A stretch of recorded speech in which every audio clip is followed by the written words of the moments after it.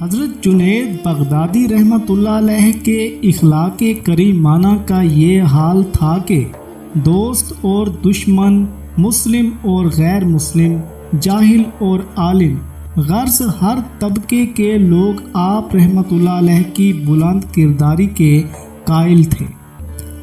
آپ رحمۃ اللہ علیہ کی اعلیٰ ظرفی کا یہ عالم تھا کہ جس شخص نے اذیت پہنچائی، آپ رحمۃ اللہ علیہ نے اسے اپنی دعاؤں سے سرفراز کیا۔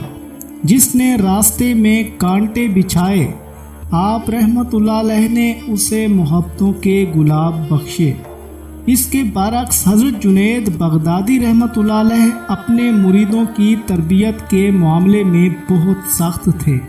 اکثر فرمایا کرتے تھے، کسی کو مرید کرنا بہت آسان ہے، مگر اس کی نگرانی کرنا انتہائی مشکل ہے۔ یہی وجہ ہے کہ حضرت جنید بغدادی رحمۃ اللہ علیہ ہر کسی و ناقص کو اپنے حلقہ اراوت میں شامل نہیں فرماتے تھے۔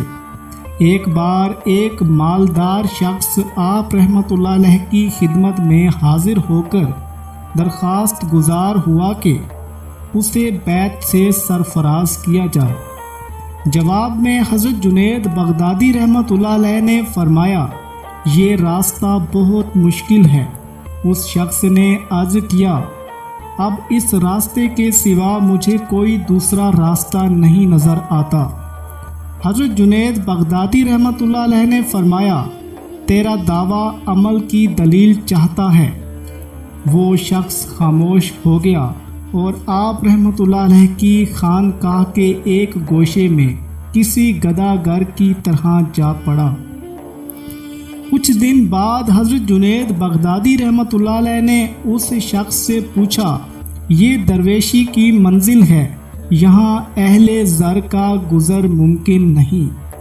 وہ شخص اٹھا اور اپنا سارا مال و متاع لے کر حضرت جنید بغدادی رحمۃ اللہ علیہ کی خدمت میں حاضر ہوا اور عرض کرنے لگا، یہ سب کچھ آپ کی نظر ہے۔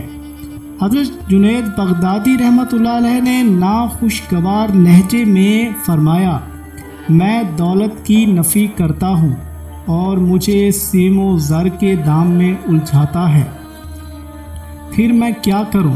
شدت جذبات میں وہ شخص رونے لگا۔ مجھے بہرحال آپ کی قربت و محبت درکار ہے۔ سونے چاندی کے ان سکوں کو ضرورت مندوں میں تقسیم کر دے۔ حضرت جنید بغدادی رحمۃ اللہ علیہ نے فرمایا۔ اس شخص نے خوشی خوشی اپنی تمام دولت غریب لوگوں میں بانٹ دی۔ کچھ دن بعد حضرت جنید بغدادی رحمۃ اللہ علیہ نے اس شخص سے پوچھا، اب تیری ملکیت میں کیا باقی رہ گیا ہے؟ جب اس شخص نے اعتراف کیا کہ ابھی اس کا ایک گھر باقی ہے، تو حضرت جنید بغدادی رحمۃ اللہ علیہ نے فرمایا، اسے بھی فروخت کر دے اور ساری رقم میرے پاس لے آ۔ اس شخص نے اپنا گھر فروخت کر کے حاصل شدہ رقم حضرت جنید بغدادی رحمۃ اللہ علیہ کی خدمت میں پیش کر دی اور حکم شیخ کا انتظار کرنے لگا۔ اس ساری دولت کو دریائے دجلہ میں ڈال دے۔ حضرت جنید بغدادی رحمۃ اللہ علیہ نے فرمایا، دولت کو دریا میں ڈال دینا ایسا ہی تھا کہ جیسے کوئی شخص اپنے سرمائے کو اپنے ہاتھ سے آگ لگا دے۔ وہ شخص کہہ سکتا تھا کہ شیخ، اس طرح تو یہ ساری رقم رائے گاں جائے گی، اگر آپ حکم دیں تو اسے بھی ضرورت مندوں میں تقسیم کر دوں، مگر اس شخص نے ایک لمحے کے لیے بھی ایسا نہ سوچا اور پیر و مرشد سے مزید کوئی سوال کیا، سیدھا خانقاہ سے اٹھا اور تمام رقم لے جا کر دریائے دجلہ میں پھینک دی۔ اس کے بعد حاضر خدمت ہو کر عرض کرنے لگا، شیخ اب میرے لیے کیا حکم ہے؟ اب تمہارے پاس لٹانے کو کچھ نہیں ہے۔ حضرت جنید بغدادی رحمۃ اللہ علیہ نے فرمایا، اس لیے تم واپس جاؤ۔ حاضرین مجلس کا خیال تھا کہ پیر و مرشد کی بات سن کر وہ شخص بدحواس ہو جائے گا اور شکایت امیز لہجے میں کہے گا کہ اب اس کا گھر ہے نہ در، پھر ایسے میں وہ کہاں جائے۔ مگر خلاف توقع اس کے چہرے پر پریشانی کا ہلکا سا عکس تک نہیں ابھرا، بلکہ پورے اطمینان کے ساتھ کہنے لگا، ابھی تو میرے پاس لٹانے کے لیے میری جان کا سرمایہ موجود ہے، جب اسے لٹا دوں گا تو پھر کہیں اور جانے کے بارے میں سوچوں گا۔ پھر وہ شخص ہما وقت حضرت جنید بغدادی رحمۃ اللہ علیہ کی خدمت میں حاضر رہتا۔ حضرت شیخ رحمۃ اللہ علیہ ناپسندیدگی کا اظہار فرماتے، مگر وہ آپ رحمۃ اللہ علیہ کے قدموں میں پڑا رہتا۔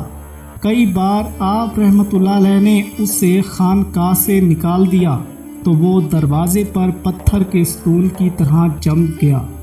مختصر یہ کہ حضرت جنید بغدادی رحمۃ اللہ علیہ نے کئی سال تک اس شخص کو آزمایا، مگر وہ اپنی طلب میں سچا تھا۔ آخر ایک دن حضرت جنید بغدادی رحمۃ اللہ علیہ نے اسے اپنے حلقہ ارادت میں شامل کر لیا اور فرمایا، ایسی ہی طلب رکھنے والے منزل عشق کے مسافر ہوتے ہیں، تم اپنے جذبوں کی شیطان سے حفاظت کرنا۔ پیارے دوستو، اگر آپ کو یہ ویڈیو اچھی لگی ہے تو برائے مہربانی ہمارے چینل کو سبسکرائب کر لیں، ویڈیو کو لائک کر لیں۔ شروع کرتے ہیں آگے ایک واقعے کو۔ حضرت جنید بغدادی رحمۃ اللہ علیہ کا ایک مرید کئی برسوں سے آپ رحمۃ اللہ علیہ کی خدمت میں مصروف تھا۔ ایک دن آپ رحمۃ اللہ علیہ اپنے اس مرید کے ساتھ جنگل میں جا رہے تھے۔ اتفاق سے اس روز سخت گرمی پڑ رہی تھی۔ جب کچھ دیر تک مسلسل دھوپ میں سفر جاری رہا تو مرید کی زبان سے بے اختیار نکل گیا، آج کی گرمی تو ناقابل برداشت ہے۔ یہ سنتے ہی حضرت جنید بغدادی رحمۃ اللہ علیہ ٹھہر گئے اور نہایت پرجلال لہجے میں اپنے مرید کو مخاطب کرتے ہوئے فرمایا، تو نے اتنے دنوں کی صحبت میں صرف شکایت ہی کرنا سیکھا ہے۔ مرید اپنے پیر و مرشد کی گفتگو کا مفہوم نہیں سمجھ سکا اور دوبارہ موسم کی سختیوں کی شکایت کرنے لگا۔ حضرت جنید بغدادی رحمۃ اللہ علیہ کے غیظ و جلال میں اضافہ ہو گیا، اپنی دنیا کی طرف واپس لوٹ جا، تو ہماری صحبت کے قابل نہیں۔ مختصر کہ اس مرید کو خانقاہ سے نکال دیا گیا۔